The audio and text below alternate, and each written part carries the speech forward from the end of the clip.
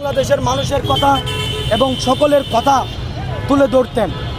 এখনও পর্যন্ত আমরা কোনো বিচার পাচ্ছি না এবং আমরা বিচার দেখতেও পাচ্ছি না। আপনারা জানেন যে 11 তারিখ চার্জশিট দেওয়ার কথা আছে। আব্দুল্লাহ আল জাবের ভাই উনি বলছেন যে এখানে অবস্থান নেবেন, অবস্থান নিয়ে পরে জানিয়ে দেবেন। জানানোর পর থেকে এখান থেকে উনার মুখ থেকে যা শুনবেন তাই কিন্তু ইনকিলাব মঞ্চের কার্যক্রম।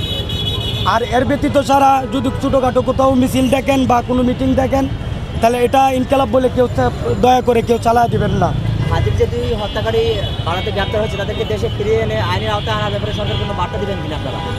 আমরা সরকারকে সবসময় আমরা বলে আসছি যে এই বার্তা দিচ্ছে এবং যদি আমাদের কোনো সহযোগিতা লাগে আমরা সর্বোচ্চ সহযোগিতা করব আপনাদের।